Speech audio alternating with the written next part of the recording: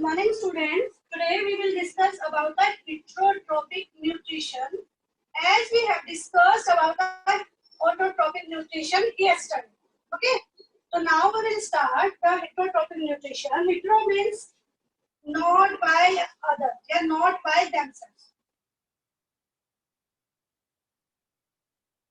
Means depends on others for their food. ज्यादा नहीं बताऊंगी उसके बारे में, क्योंकि कार्निवोर्स जिस तरह आता है हेटेरोट्रोफिक जो फूड अपना खुद प्रिपेयर नहीं कर सकते, दूसरे के ऊपर डिपेंड करते हैं. तो there will be carnivores, herbivores, saprotroph, parasites are there. So there are the different type of the mode of the nutrition are present in the heterotrophic nutrition.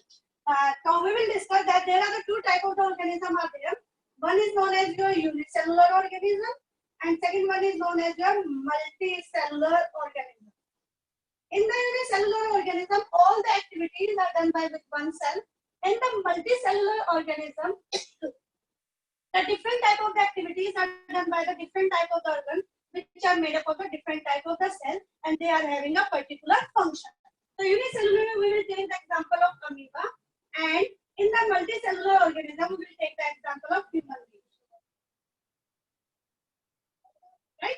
Now, in the amoeba, as all of you know that it is having the holozoic nutrition. Means engulf the solid food. Holozoic nutrition का मतलब क्या? Engulf the solid food and do all the activities which are taking place in the human being. So human being और जो amoeba है, they show the holozoic nutrition. Engulf the solid food को लेंगे और उसको क्या करेंगे? डाइजेस्ट करेंगे, उसमें से एब्जॉर्ब करेंगे, एसिमिलेशन करेंगे और एक्सक्रीशन करेंगे. So this type of the nutrition is known as your holozoic nutrition. In case of the amoeba, it is having the irregular bodies and having a large size vacuole is present. There in this vacuole, different enzymes are present which help in the digestion of the food. So vacuoles के अंदर क्या present होते हैं? आपके enzymes present हैं. And when you will see that,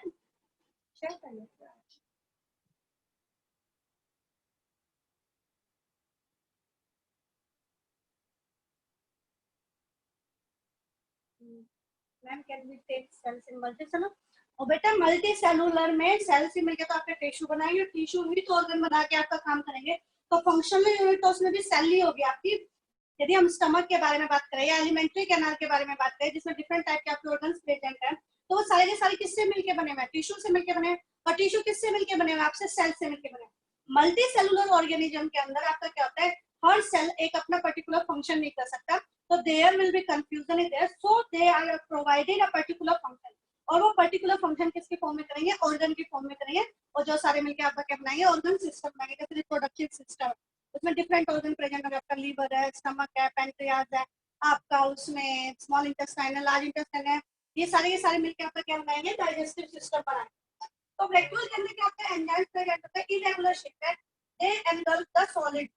तो water, pond water के अंदर यदि आपको फूड पार्टिकल्स प्रेजेंट हैं, this is known as food particles, which is microscopic in the nature. Microscopic है, तो जैसे इसको फूड दिखेगा, it will changes its shape and change a new false-spit like structure is formed, and that false-spit like structure is known as your pseudopodia. This pseudopodia is known as your false-spit. इस pseudopodia को हम क्या बोलते हैं? False feet बोलते हैं. इस false feet में इसका क्या काम है? एब्जॉर्ब फूड का इनटेक करना. हम लिखेंगे intake of food plus movement of body. और बॉडी की मूव करना from one place to other place, सारा का सारा किसकी हेल्प से होता है? फॉल्स फीट की हेल्प से होता है. And that false feet is known as the pseudopodia. अब जैसे ही फूड यहाँ से आए, it will changes its shape again. ये अपनी शेप को फिर से चेंज करेगा लाइक दिस. ये वैक्यूल हो गया और फूड पार्टिकल आपका यहाँ गया. This food particle will with the help of the vacuole which are having the digestive enzyme, the digestion of the food is taking place. जब डाइजेशन ऑफ फूड होगा, after that what will happen? There will be absorption of the digested food to get the energy, and if there will be formation of the complex substances takes place from the simple one, that process is known as your assimilation. Small classified पढ़ा हुआ है. Assimilation means formation of complex substances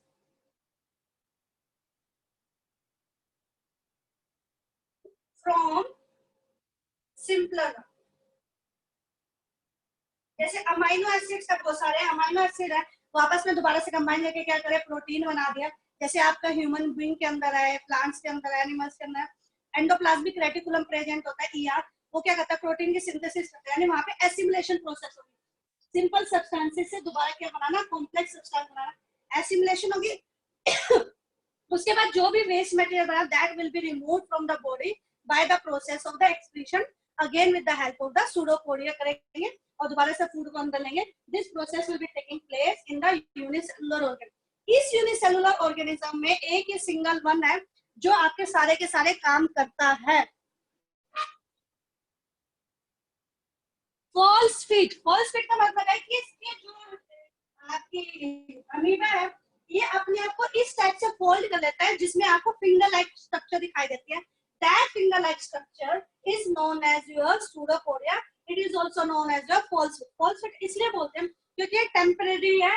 जब तक इसको food को लेना है तब ये अपने स्ट्रक्चर को बनाएगा, या मूव करना एक प्लेस से दूसरे प्लेस पे तब ये स्ट्रक्चर बनाएगा by changing its shape. Otherwise it will having any irregular shape है कैसे भी. तो जो ये इसने फिंगर लाइक स्ट्रक्चर बनाई है इस बार, this is known as your false and it is known as your pseudopodia. तो ये दो चीज में हेल्प करेगा फूड को अंदर लेने में और बॉडी की मूवमेंट. तो एसिमिलेशन होगी, एक्सक्रीशन होगी by the process of diffusion. तो ये किसमें था, यूनिसेलुलर में, जिसमें एक सिंगल सेल प्रेजेंट है और वही सारे के सारे काम करेगा. इसलिए मान लो मैं घर में अकेली हूँ, मुझे सारे काम करना है, तो मुझे बताया to do all the work. But in my family और at our class there are so many students are present और एक ही काम है, तो देयर विल बी कि ये कर लेगा या वो कर देंगे, वो कर देंगे. आप किसी को भी काम करेंगे, it will not be done. तो there will be tissue formation is taking place, grouping of the cells is taking place, or the cluster of cells is formed. Due to that they will form the tissue. और बहुत सारे tissue जब एक particular function करेंगे तो they will form the organ. और organ से organ system बनेगा. तो मल्टी सेलुलर के अंदर ऑर्गन सिस्टम मिलकर जो फूड को हेल्प करते हैं एनर्जी गेन करने में, that is known as your digestive system. तो इसको क्या बोलते हैं, digestive system in the multi cellular organ. So we will discuss about the digestive system or nutrition in the human being.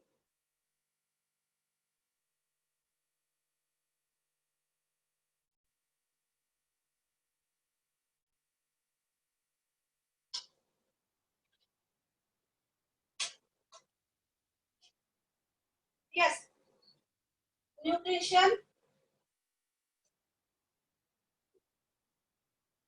in human beings.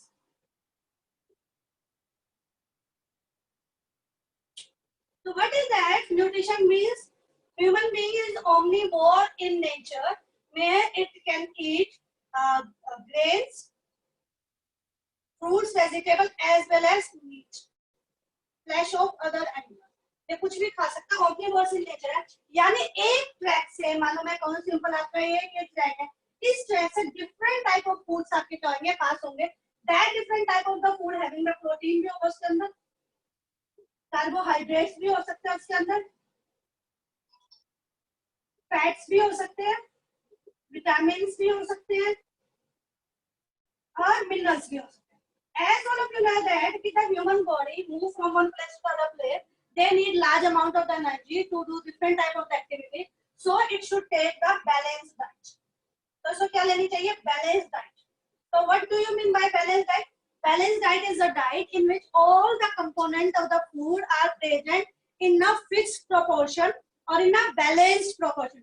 कि जिसके अंदर के protein है, कार्बोहाइड्रेट है, फैट्स है, विटामिन है, मिनरल्स है, ये सब की जो क्वांटिटी है दैट विल बी फिक्स्ड और that will be in a definite proportion, ताकि आपकी बॉडी को प्रोटीन भी मिले, कार्बोहाइड्रेट्स भी मिले, फैट्स, विटामिन, मिनरल, आपकी बॉडी को सब कुछ मिलता चला जाए.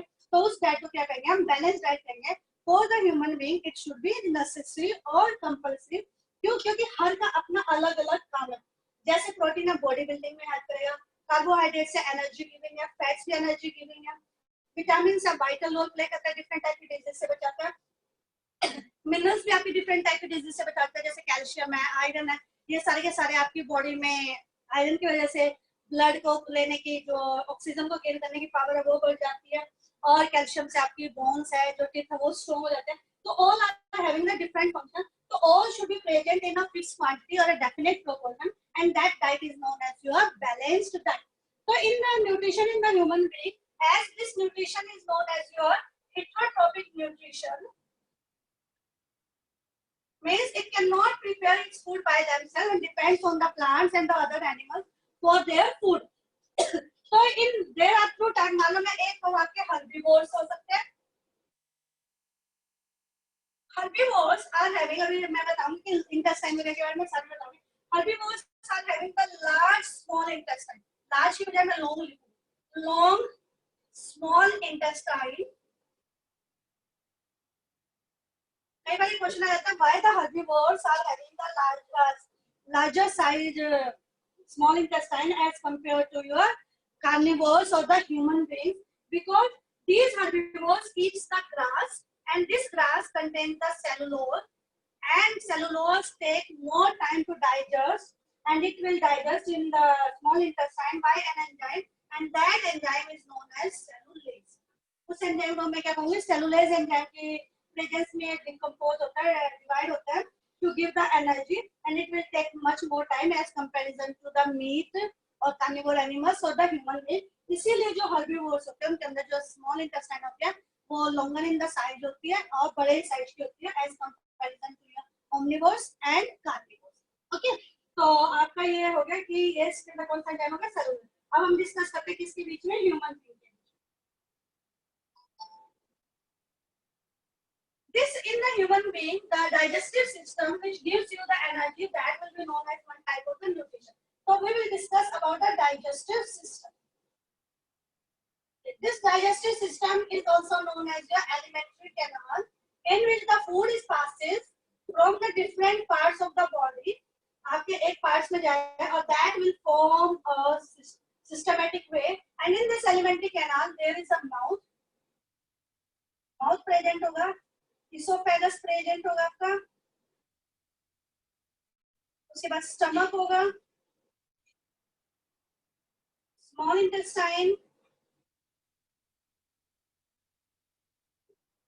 Large intestine, rectum, and we can say that anus. So all these forms are alimentary canal and all are present. जो कैसे घूमे, ये माउथ और जो एनस है that will be in a straight. So mouth, as I told you, that is the first buccal cavity आपकी body के मुंह के अंदर प्रेजेंट होती है. जो hollow space होता है माउथ के अंदर, that is known as buccal cavity. And in buccal cavity there are the salivary glands are present. What are present? Salivary glands are present. अब glands का मतलब क्या होता है? That secretes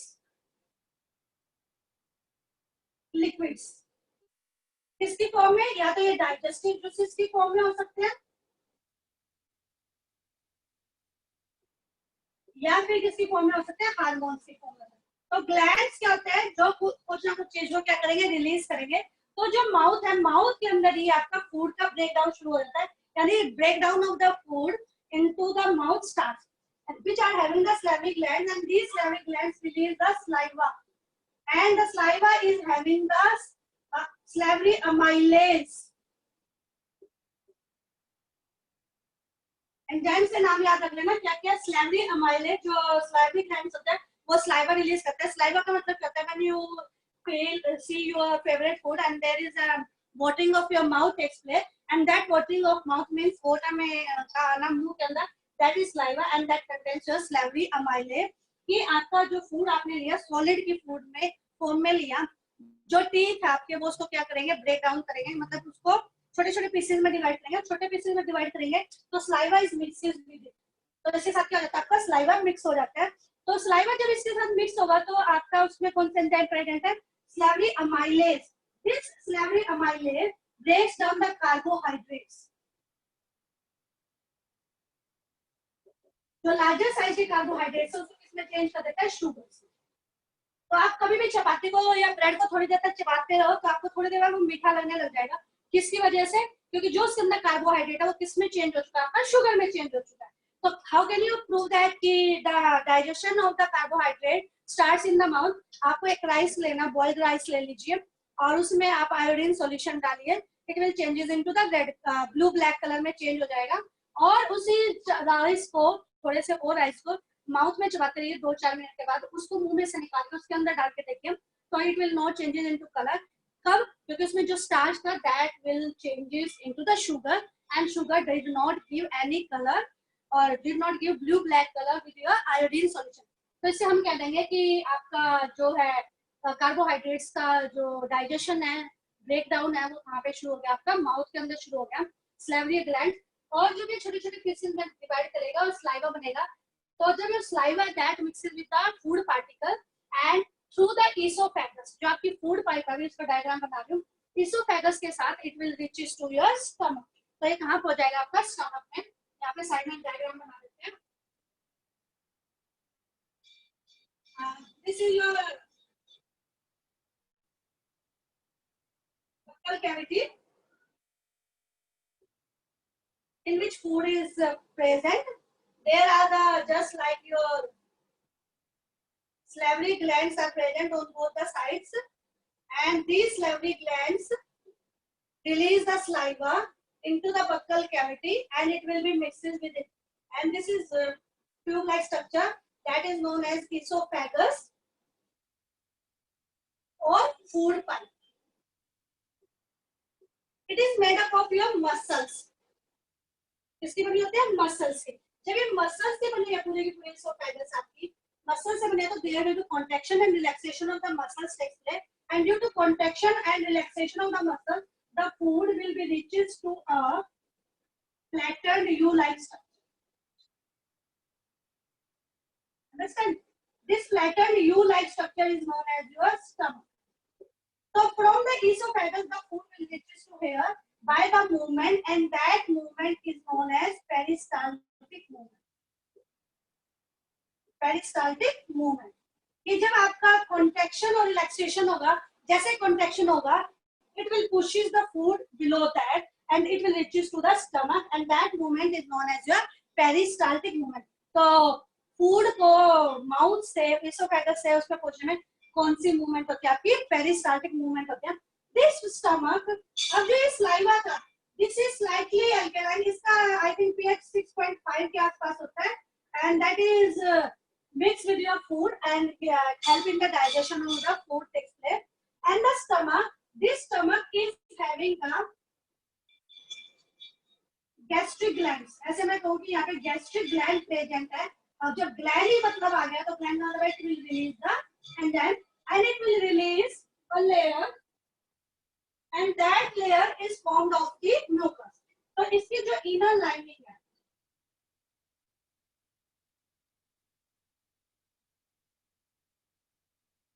this one, red color की जो बनी, this is formed of your mucus. तो जो gastric gland है, it will release 3 types of the enzymes. One is your HCl, second one is your mucus, and third one is your pepsin. Understand? तो ये 3 type के आपके इसमें release करता है कौन? स्टमक। स्टमक में कौन? Gastric gland. इसीलिए अब आपका क्या ये फूड वाली ये लाइन हटा दूं मैं, otherwise it will form confusion. तो ये जो म्यूकस है it form the inner line, ये इनर लाइनिंग बना देगा, और इनर लाइनिंग बनने से protect the inner lining of stomach, किससे बचाएगा? एसिड से। अंडरस्टैंड? तो इससे एसिड से बचा दिया। अब जो ये एसिड है, what is the function of this acid?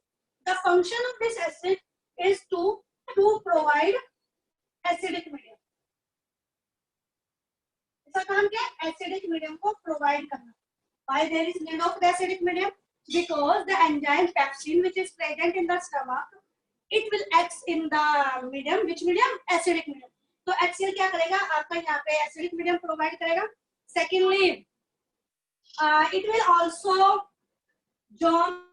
kills the germs or bacteria. kills the germs और बैक्टीरिया और जर्म्स को क्या करेगा, किल करेगा. अंडरस्टैंड? तो व्हाट डज इट मींस कि आपने इसने क्या किया, आपका जर्म्स को किल कर दिया और बैक्टीरिया को किल कर दिया, which enters into your body through the food etc. That will your pepsin is a type of the enzyme that help in the digestion of protein. किसके हेल्प करेगा, डाइजेशन ऑफ प्रोटीन. तो आपका stomach में digestion of protein शुरू हो गया. आपका carbohydrates का पहले ही चलने लग रहा था. अब यहाँ से ये सारा नोट करके I am going to make the diagram complete.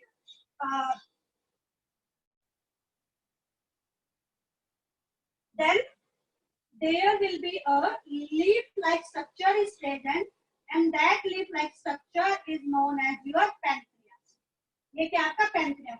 This pancreas also releases the pancreatic juices. ये pancreatic juices को release करेगा. That when the food reaches to your small intestine, there is a largest organ in the body is present, and that largest organ is known as your liver, and that liver release the bile juice. ये क्या करेगा, bile juice release करेगा. That will be stored in the gallbladder. जो bile juice निकलेगा उसको कहाँ store करेगा, gall bladder में स्टोर करेगा. अब जब आपकी बॉडी को नीड होगी इसकी स्मॉल इंटेस्टाइन में, then it will reaches to your small intestine. तो अब इस तरह से बनाएं. This will be your large intestine. I think space will be less. मैं छोटे से मैं बना देती हूँ. This is your rectum.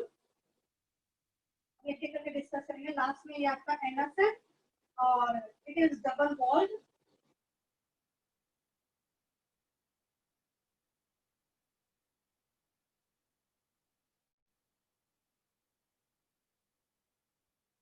इसके अंदर सारा इसे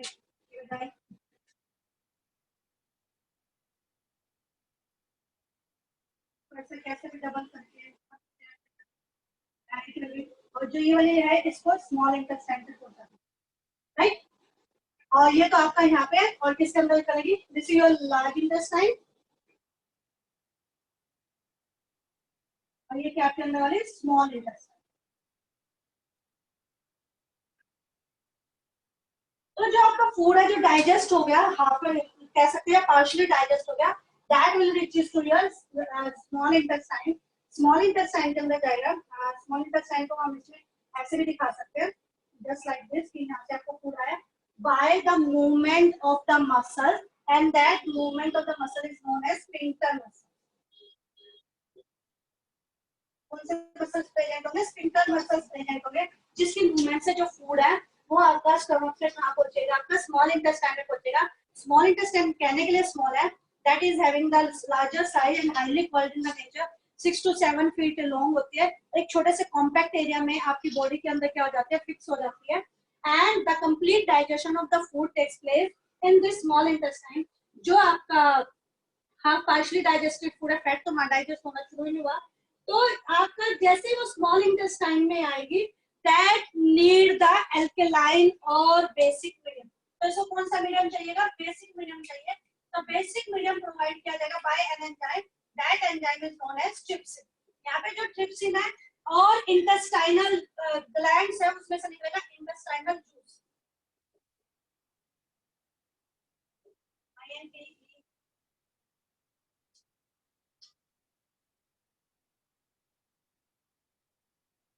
intestinal juice. Intestinal juice है that will provide the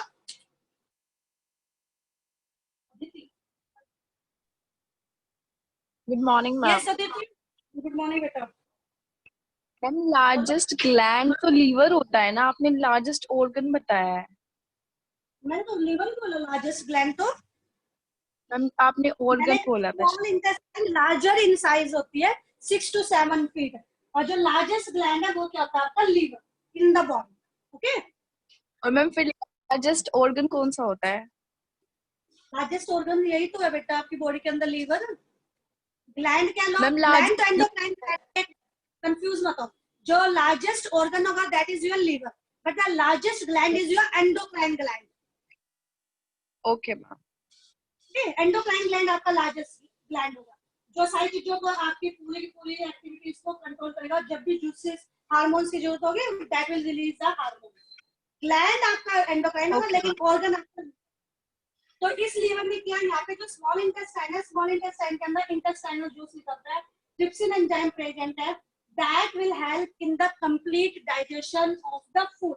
तो आपका कंप्लीट डाइजेशन ऑफ फूड होगा। और जो कंप्लीट डाइजेशन होगा, जो फैट्स है वो आपके जो लार्जर साइज के large globules, that will changes into the smaller globules. पहले छोटे छोटे पार्ट्स में डिवाइड होंगे, और जब छोटे छोटे पार्ट्स में डिवाइड होंगे तो complete digestion of that takes place, and that will changes into the fatty acids and glycerol. तो किसमें चेंज होगा, फैटी एसिड और ग्लिसरॉल में। और जो इसके अंदर ट्रिप्सिन एंजाइम है, that completely digested the protein into the amino acid. Protein को कंप्लीटली डाइजेस्ट कर देगा, किसके अंदर, अमाइनो एसिड के अंदर कंप्लीटली डाइजेस्ट कर देगा। After that the digested food are your small intestine are having the finger like projections are present, and these finger like projections are known as your villi or villi, कुछ भी बोल सकते हैं, and that help in the absorption of the digested food। ये surface area पे आपको बढ़ा देंगे। जब सरफेस एरिया आपका बढ़ गया तो ज्यादा से ज्यादा डाइजेस्टेड फूड है वो एब्जॉर्ब हो जाएगा, और जब ज्यादा से ज्यादा डाइजेस्टेड फूड एब्जॉर्ब होगा, and these small intestines are connected with the large number of the blood vessels, from that the digestive food is reaches to the different parts of the body। अब जो digested food है वो तो different parts of body तक पहुंच गया। अब जो undigested food है, what will be done, that with water will goes into the large intestine। water के साथ किसके अंदर जाएगा, आपका large intestine के अंदर जाएगा। अब जब large intestine में जाएगा, there will be absorption of the water and the different type of reabsorption भी हो सकता है water का, और साथ साथ में कुछ जो आपके nutrients वगैरह वो भी आपके हो जाएंगे, और वहां से बचा हुआ पानी आपका किडनीज वगैरह में चला जाएगा। और जो अनडाइजेस्टेड फूड है सॉलिड की फॉर्म में, that will reaches to the rectum. Rectum is form of the muscles and it help in the storing of the undigested food for some time, and it is complete filled और there will be a pressure through the anus. The undigested food in the form of the solid faeces removes from the body. तो body से solid faeces की form में आपका जो undigested food है that will be remove. Sometimes when there is a problem in the large intestine, then the no reabsorption of the water takes place. At that time, the loose motions is taking place in your body. कहते हैं जो stomach में infection हो गया, वो stomach की भी एक किस्मत है, आपका large intestine होता है, when there will be loose motions are there, and if there will be infection in the small intestine, then there will be not proper digestion of the food takes place. And liver में यदि आपका gall bladder present नहीं है, gall bladder क्या निकालता है, bile juice निकालता है। That bile juice when reaches to the small intestine, that helps in the digestion of the fats into the fatty acid and glycerol। तो किसी का जो gall bladder है वो निकाल दिया जाता है, तो जो फ्राइड फूड वगैरह उसके डाइजेशन में क्या होती है, प्रॉब्लम होती है। और एक चीज और जो स्टमक के अंदर आपका HCl बनता है, तो sometime the peoples are saying that we are having the acidity. तो what do you mean by that acidity, कि when you eat the fried food, then the large amount of the HCl is released by the gastric gland, and when there will be large amount of the acid is there, so there will be burning or the itching of your mucous membrane takes place.